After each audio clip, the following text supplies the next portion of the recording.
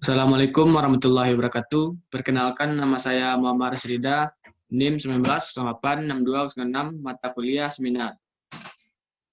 Baiklah, pada kesempatan kali ini saya akan sedikit menjelaskan tentang pembelajaran penjas pada pandemi COVID-19.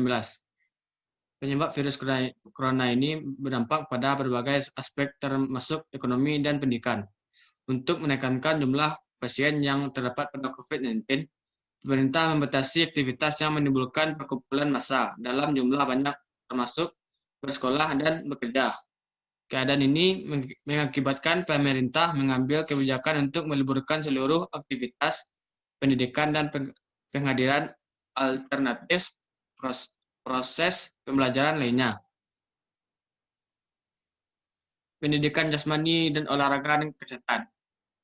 Pendidikan jasmani mengandung makna bahwa mata pelajaran ini menggunakan aktivitas jasmani sebagai media untuk mencapai tujuan aktivitas pembelajaran yang direncanakan, yang bertujuan untuk meninggalkan kebugaran jasmani individu. Pendidikan jasmani, olahraga, dan kesehatan di sekolah merupakan dasar yang baik bagi perkembangan olahraga di luar sekolah.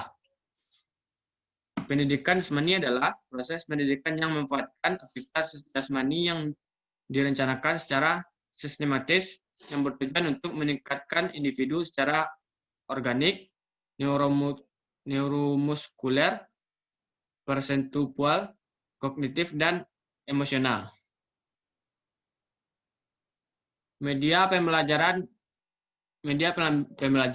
diartikan sebagai perantara yang menghubungkan suatu hal dari satu sistem ke sistem lainnya. Hal ini dijelaskan oleh Gergler dan Eli bahwa secara garis besar media meliputi manusia, materi, atau kejadian yang membangun kondisi yang membuat siswa mampu memperoleh pengetahuan, keterampilan, atau sikap. Media pembelajaran adalah alat yang membawa proses-proses atau informasi yang bertujuan instruksional atau maksud pengerjaan. Pembelajaran daring. Yang pertama, pembelajaran daring adalah merupakan pembelajaran yang dilakukan secara online menggunakan aplikasi pembelajaran mampu jejaring sosial. Pembelajaran daring merupakan program penyelenggaraan kelas pembelajaran dalam jaringan untuk menjangkau kelompok target yang masif dan luas. Yang kedua, tujuan pembelajaran daring. Pembelajaran daring secara umum. Pembelajaran daring bertujuan memberikan layanan pembelajaran bermutu secara dalam jaringan yang bersifat masif dan terbuka untuk menjangkau audiens yang lebih banyak dan lebih luas. Yang ketiga, manfaat pembelajaran daring.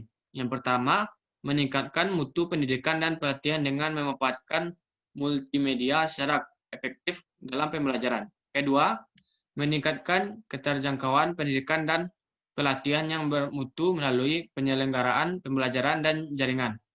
Yang ketiga, menekan biaya penyelenggaraan pendidikan dan pelatihan yang bermutu melalui pemanfaatan sumber daya bersama.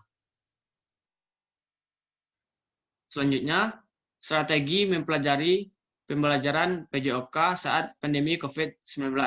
Yang pertama, keterlibatan orang tua. Ketika dalam proses belajar dari rumah, orang tua mempunyai fungsi yakni sebagai pendamping. Sekalian contoh, peran orang tua tertentu sangat besar sekali, sebab guru tidak bisa menguasai secara maksimal. Maka peran orang tua sangat besar dalam pembelajaran. Yang kedua, pemanfaatan teknologi. Dalam melakukan pembelajaran daring, semua orang tidak lepas dari pemanfaatan teknologi dan jaringan internet.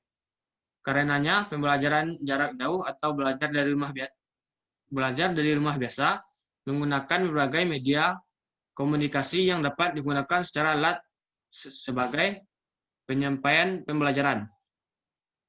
Yang ketiga, penerapan hidup sehat. Mata pelajaran PJOK ini sangat berkaitan dengan penerapan hidup sehat. Karena dalam pokok materi dasar langsung tersebut tertera tentang kehidupan pola hidup sehat. Ini sangat berguna sebagai pada masa pandemi COVID-19. Semua orang harus sehat, tentu agar terhindar dari COVID-19. Yang keempat, yang terakhir, aspek efektif. Namun yang tak kalah penting ialah aspek efektif. Aspek ini sangat penting menjadi acuan untuk utama dalam mata pelajaran PJOK. Baiklah, sekianlah penjelasan saya pembelajaran PJOK pada masa COVID-19. Apabila ada salah kata, saya mohon maaf dan saya akhiri. Assalamualaikum warahmatullahi wabarakatuh.